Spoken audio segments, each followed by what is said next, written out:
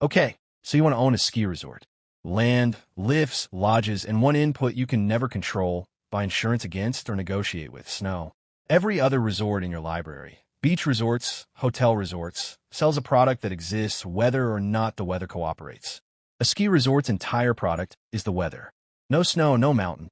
No mountain, no business.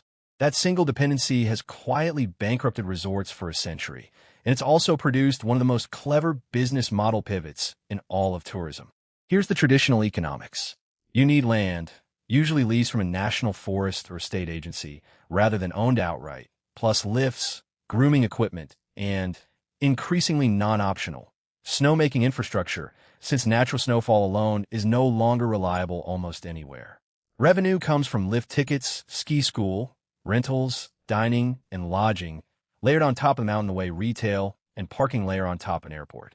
For decades, that revenue was almost entirely weather-dependent, sold one day at a time. A great snow year meant a great year. A bad one meant a bad year. There was no way to smooth it out until someone found one. But before we get to that fix, look at what happens without it.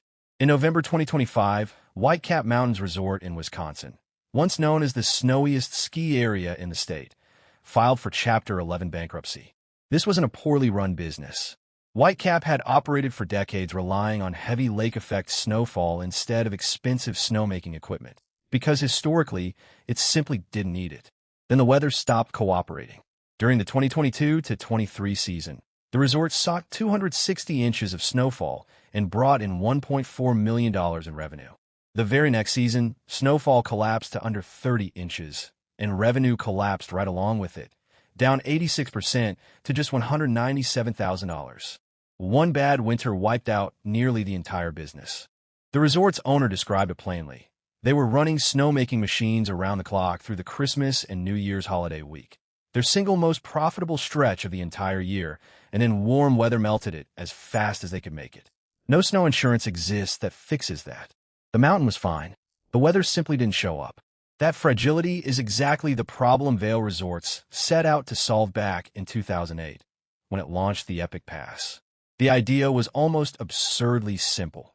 Instead of selling access to the mountain one snowy day at a time, sell a season pass months in advance, before anyone knows what winter will actually bring. Book the cash before the snow falls. It worked spectacularly. Today, roughly 65% of Vail's lift revenue is collected through prepaid passes before the season even begins, across 42 resorts on 3 continents. That single mechanic turned a business entirely at the mercy of the weather into one with genuine, predictable, forward-booked cash flow. It's the same instinct behind an airport's non-aeronautical revenue or a tower company's multi-tenant leases. Find something that doesn't depend on the one thing you can't control. But, and this is the part worth paying attention to, even the subscription model has limits. During the 2025-26 season, a brutal winter hit Vail's core markets in Utah and Colorado. Skier visits dropped nearly 12%. Ski school, dining, and rental revenue all fell alongside them. Net income for the crucial winter quarter dropped from $244 million to $210 million, and Vail slashed its full-year earnings guidance by tens of millions of dollars. The prepaid pass revenue was already locked in and safe, but everything layered on top of it, the spending that happens once skiers actually show up, still lives and dies by the snow. The Epic Pass didn't eliminate weather risk. It just moved a portion of the revenue out of its reach. So here's the real comparison. A single independent mountain like Whitecap has no hedge at all. One bad winter, and the business is functionally over. A company like Vail has 2 real hedges. A prepaid subscription model that locks in a majority of lift revenue in advance, and geographic diversification across 42 mountains on 3 continents. So a bad snow year in Colorado can be offset by a good one in Australia or Switzerland. Neither hedge is complete. Both reduce the risk. Only scale makes either one actually work.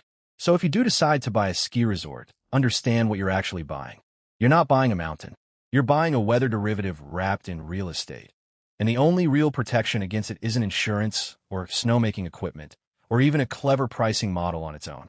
It's owning enough mountains in enough different climates that the snow you don't get somewhere is offset by the snow you do get somewhere else.